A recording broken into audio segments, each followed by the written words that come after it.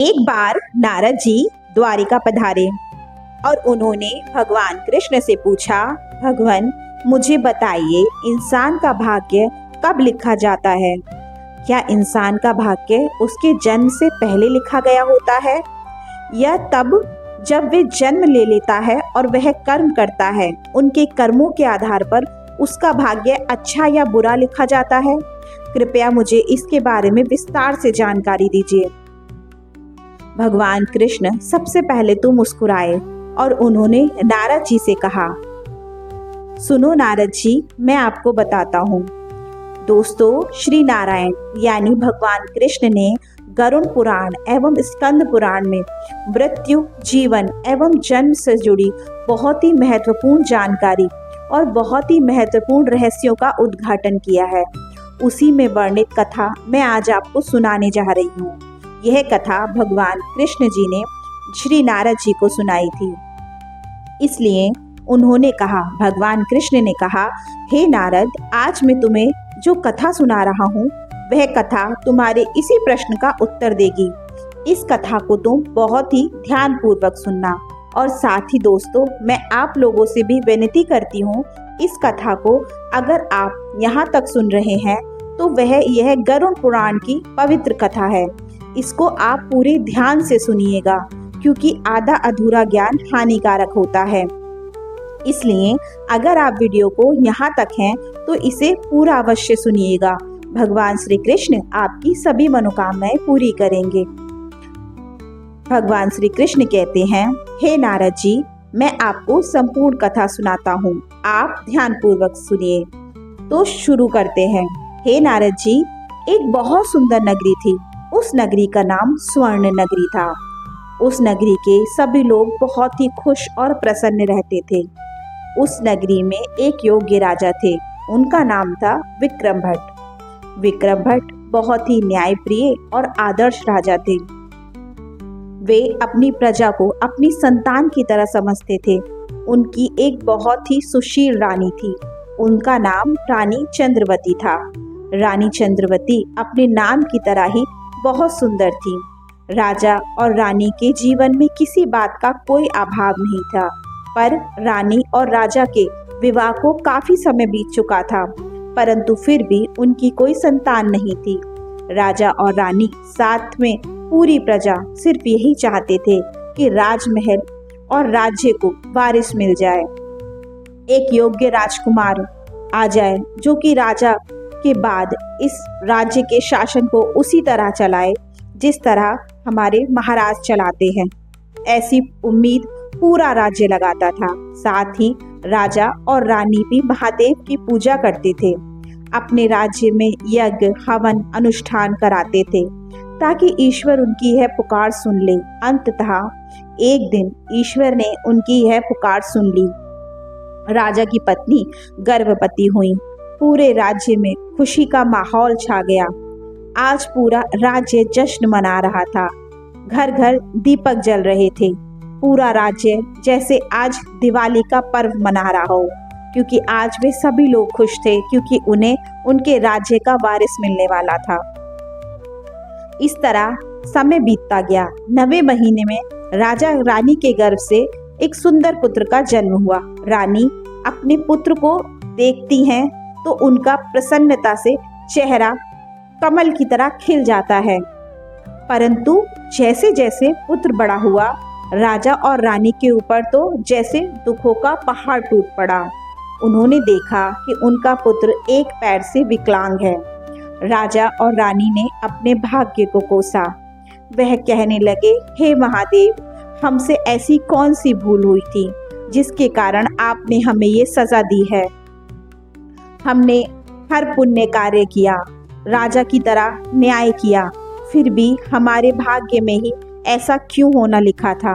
हमें खुशी भी मिली इतनी देर से, तो उस खुशी भी पूरी ना मिली। वहीं पर उनके राज्य के पास में जंगल में एक ऋषि रहते थे जो त्रिकालदर्शी थे, जो भूत, भविष्य और वर्तमान को जानने वाले थे। उनका आश्रम वहीं पर था। महाराज अपने प्रश्नों को लेकर अपनी रानी और राजकुमार के साथ उन ऋषि के आश्रम में उनसे मिलने गए ताकि वह उनसे कुछ प्रश्न पूछ सके। सबसे पहले जैसे ही राजा ने द्वार पे दस्तक दी, तभी उन महाराज की आंखें नेत्र अपने आप खुल गए, क्योंकि वह महाराज त्रिकालदर्शी थे। ऋषिदेव समझ चुके थे कि राजा आज किन प्रश्नों को लेकर वहां आए हैं। ऋषि पेड़ के नीचे समाधि लगाकर बैठ गए, क्योंकि ऋषि को भी पहले से बात पता थी कि राजा आ रहे हैं। तो ऋषि ये जानते थे कि राजा आज किन प्रश्नों के बारे में उनसे समाधान चाहते हैं। राजा, रानी और राजकुमार उनके समक्ष उनके चरणों के पास बैठे, परंतु ऋषि ने अपनी आंखें नहीं खोली। उन्होंने कहा, हे महाराज, हे ऋषिवर, अपने नेत्र खोलिए। हे प्रभु, आज मैं आपसे कुछ प्रश्नों को पूछने आया हूँ। आप भी शायद जानते हैं कि मेरे मन में क्या विचार हैं। कृपया करके मेरे प्रश्नों का उत्तर दीजिए। मेरे मन में क्या जिज्ञासा है, आप मुझे बताइए उस जिज्ञासा का समाधान। राजा की बात सुनकर ऋषि ने अपने नेत्र खोले और उसके बाद उन्होंने कहा कि हाँ, मैं जानता हूँ कि तुम आज किन प्रश्नों को लेकर मेरे पास आए हो। परंतु राजा ने उनसे कहा कि हे ऋषिवर, मैंने धर्म, कर्म, पुण्य सब कुछ किया। मेरा सारा जीवन धर्म कर्म में निकला। मैंने कभी किसी के साथ अन्याय नहीं किया। मैं महादेव की बहुत पूजा करता हूँ। मैं दान, दक्षिणा, सभी तरह के पुण्य का कार्य करता हूँ। उसके बावजूद भी मेरा पुत्र विकलांग पैदा हुआ है। मैं बहुत आश्चर्यचकित हूँ कि आखिर ईश्वर ने मुझे मेरे किन कर्मों की सजा दी है। कृपया मेरी इस जिज्ञासा को शांत करें। ऋषिवर ने उनकी तरफ देखा और उनसे कहा, हे राजन, मैं बताता हूँ कि आखिर तुम्हें किन कर्मों की सजा मिली है। ईश्वर ने आप तुम्हें किस चीज की सजा दी है कि तुम्हारा पुत्र यानी तुम्हारा वारिस विकलांग पैदा हुआ है। तभी राजा ने कहा, हे प्रभु, मुझे ये भी बताइए, भाग्य कब लिखा जाता है? क्या यह मेरे पिछले जन्म के कर्मों का फल है? मेरे और मेरे राजकुमार के पिछले जन्मों के कर्म के फल। अब गुरुदेव, मैं उन कर्मों की स्थिति से कैसे निपट सकता हूँ? क्या मैं आज के कर्मों के कारण अपनी इस स्थिति को सुधार सकता हूँ, या फिर ये कर्म फल मुझे भोगने ही पड़ेंगे?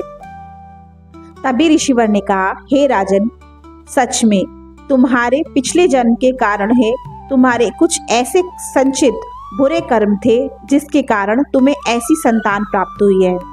तुम्हारे बेटे को पिछले जन्म के कारण ही वह आज इस अवस्था को प्राप्त हुआ है।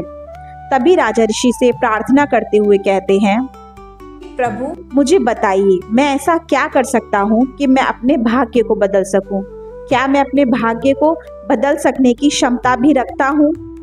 मैं भाग्य को बदल सकूं, कृपया करके मुझे वह उपाय बताइए। ऋषि ने ध्यान से उनकी बात सुनी और बात सुनकर उन्हें जवाब दिया, राजन, निश्चित तौर पर तुम अपने भाग्य को बदल सकते हो। इस संसार के सभी इंसान अपने भाग्य को बदल सकते हैं। इसका उत्तर भी गरुड़ पुराण में दिया गया है। ऋषिवर ने कहा कि देखो राजन, जब बच्चे का जन्म होता है, तुमने देखा होगा कुछ बच्चे दयनीय स्थिति में पैदा होते हैं, गरीब पैदा होते हैं, क्योंकि वह उनके पिछले जन्मों के कर्म के कारण उनका प्रारब्ध बनता है।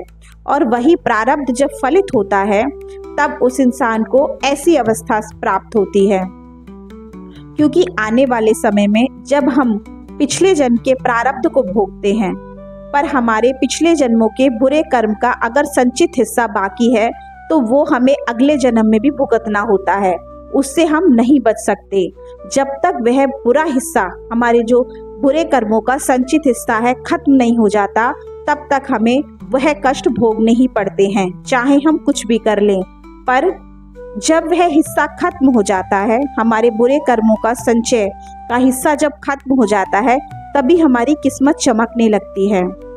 तब हम थोड़े से भी प्रयास करते हैं तो हमारी किस्मत हमारा साथ देने लगती है। और ऐसे इंसान धन, सुख, ऐश्वर्य, विलासिता सभी तरह के भोगों को प्राप्त कर लेते हैं। इसीलिए हमें, भले ही हमने पूर्व जन्म में कुछ भी कर्म किए हों और उसका हम कैसा भी फल भोग रहे हों, अच्छा या बुरा, पर हमेशा हमें ये सोचना चाहिए कि हमें आज बीज के रूप में अच्छे कर्म करने चाहिए, ताकि वह बीज हमारे आने वाले प्रारब्ध को बनाए, आने वाले भाग्य को बनाए। क्योंकि इस जन्म के अच्छे कर्म हमें इस जन्म में तो अच्छे भोग देते ही हैं, वे संचित कर्म के रूप में हमारे आने वाले जीवन को, हमारे आने वाले जन्म को भी संवार देते हैं। वहीं अगर हम बुरे कर्म करते हैं तो जब तक हमारे अच्छे कर्मों का संचय है हमारे पास, तब तक तो हम सुख को भोग सकते हैं, पर जैसे ही हमारे अच्छे कर्मों का संचय खत्म हो जाएगा, हमें भयंकर कष्ट उठाने पड़ते हैं। इसीलिए इंसान को हमेशा अहंकार से मुक्त रहना चाहिए, दूसरों की सेवा करनी चाहिए, अपने माता पिता का आदर सत्कार और सेवा करनी चाहिए, हमेशा धर्म के रास्ते पर चलना चाहिए। ऐसा गरुड़ पुराण में कहा गया है। धर्म के साथ, दूसरों के साथ बुरा करने से बचना चाहिए। भगवान की भक्ति और भगवान के ऊपर सच्ची श्रद्धा और विश्वास रखना चाहिए। वह हमारे ईश्वर हैं, वो हमारे पिता हैं। हमें ऐसा विश्वास रखना चाहिए कि वे हमारा, हमसे ज़्यादा अच्छा जानते हैं। वे त्रिकालदर्शी हैं, वे हमारा वर्तमान, भूत, भविष्य तीनों को संवारने की क्षमता रख सकते हैं। इसीलिए हमें हमेशा उन पर श्रद्धा, भक्ति और विश्वास के साथ उनको पूजना चाहिए। साथ ही हमारे जैसे भी कर्म हो, उन कर्मों के अनुसार हमें फल भोगने के बाद अपने बीज के रूप में हमेशा अच्छे कर्मों के बीज डालने चाहिए। वही हमारा प्रारब्ध बनता है। इसी तरह हमारे आज के काम, हमारे आज के कर्म हमारा आने वाला समय तय करेंगे। जिस तरह आम का बीज जब भूमि में डाला जाता है तो सही समय आने पर ही वह फलित उठता है। आप ऐसा नहीं सोच सकते कि आपने आज अच्छे कर्म किए तो आज ही आपको उसका पुण्य मिल जाएगा या आज ही उसका फल मिल जाएगा। ठीक उसी तरह जैसे अगर हम आज ही बुरे कर्म करेंगे तो तुरंत हमें उसका फल नहीं मिलता। क्योंकि देखिए, भले ही आप आज बीज डालेंगे, पर सही समय आने पर, उपयुक्त परिस्थिति होने के कारण ही आपको उसका फल भोगने को मिलता है। इसीलिए हमेशा हमें अच्छे कर्मों के बीज डालने चाहिए, अच्छे कर्म करने चाहिए। ऐसा ऋषिवर ने उस राजा को समझाया। तभी उन्होंने कहा, हे राजन, तुम अपने पुत्र के लिए परेशान मत हो। तुम अपने पुत्र को संघर्ष, धैर्य और सहनशीलता सिखाओ। यही संघर्ष, सहनशीलता और धैर्य सिखाने के लिए हमारे जीवन में ईश्वर हमें कष्ट देते हैं, हमारी परीक्षाएं लेते हैं, ताकि हम संघर्ष, सहनशीलता और धैर्य के साथ साथ अपनी हर परीक्षा को जीत लेते हैं। और जो लोग इस परीक्षा को पास कर लेते हैं, वही जीवन में उन्नति को प्राप्त करते हैं, सफलता को प्राप्त करते हैं। इसलिए हमारे जीवन में कठिन परिस्थितियां इसलिए आती हैं ताकि वह हमें मजबूत बना सके। इसी कारण तुम्हारे और तुम्हारे बेटे की यह परीक्षा है, जिससे तुम्हें धर्म, कर्म और पुण्य मार्ग पर चलकर जब तुम इसे पास कर लोगे, तब तुम्हारा पूरा जीवन सुखमय बन जाएगा। अब राजा के चेहरे पर एक अलग ही संतोष था। उनके चेहरे पर एक मुस्कान थी, संतुष्टि की मुस्कान, क्योंकि अब वह जान गए थे कि ईश्वर उनके दुश्मन नहीं है। वह तो उनके पुराने संचित कर्म है, उनके और उनके पुत्र के, जिसके कारण उनके पुत्र की ये स्थिति हुई है। और अब वह जान गए हैं कि अब वे अच्छे कर्म के द्वारा अपने पुत्र की वास्तविक स्थिति को सुधार सकते हैं। इसलिए उन्होंने अपने पुत्र को धैर्य, सहनशीलता और परिश्रम का पाठ पढ़ाया। और यही पुत्र आगे चलकर तेजस्वी, ओजस्वी सम्राट, चक्रवर्ती सम्राट के नाम से विश्व विख्यात हुआ। दोस्तों, इसीलिए अगर हमारे जीवन में भी परेशानियों का सामना हमें करना पड़ रहा है, तो बहुत संभव है हम अपने पुराने जन्म के कुछ ऐसे कर्म किए हैं जिसका फल अभी भोगना शेष रह गया है, और वही फल हमें भोगना पड़ रहा है। पर इसका मतलब बिल्कुल भी ये नहीं है कि हम जीवन में परेशानी का ही सामना करते रहेंगे, क्योंकि जब वह हमारे पुराने संचित बुरे कर्म का फल खत्म हो जाएगा, तब हम अपना नए अच्छे कर्मों का संचित पुण्य इकट्ठा कर लेंगे। तो उस समय हमारे जीवन में सुख, शांति, समृद्धि सभी को हम प्राप्त कर सकेंगे। गरुड़ पुराण में ऐसा कहा गया है, जो भी इंसान पाप कर्म करता है, उसे ऊपर मृत्यु के बाद यातनाएं, भयंकर यातनाएं सहनी पड़ती हैं। इसके साथ ही उसे इंसान के साथ आने वाले समय में और इस समय में, अगले जन्म में उसे भयंकर कष्ट होता है। अनेक प्रकार की बुरी योनियों में वह भटकता है। इसीलिए हमेशा हमें अच्छे कर्म करने चाहिए, सद्मार्ग पर चलना चाहिए। गरुड़ पुराण के अनुसार जब हम सद्मार्ग पर चलते हैं तो ईश्वर की कृपा से हमें मोक्ष प्राप्त होता है। दोस्तों, अगर आपको यह गरुड़ पुराण की कथा अच्छी लगी हो तो आपसे मेरी रिक्वेस्ट है, प्लीज मेरे चैनल को सब्सक्राइब करें। वीडियो अच्छी लगी हो तो लाइक करें। साथ में आप राधे राधे या जय श्री कृष्णा का कमेंट बॉक्स में कमेंट भी लिख सकते हैं। यदि ये कथा अच्छी लगी हो और आप चाहते हैं कि कोई और भी इस कथा को सुनकर पुण्य लाभ कमाए तो उसको भी ये वीडियो जरूर शेयर कीजिएगा। इसी तरह की ज्ञान की बात के साथ, ज्ञान की कथाओं के साथ मैं शिवी दूसरी वीडियो में आपसे मिलूंगी। तब तक के लिए मुझे विदा दीजिए। राधे कृष्णा।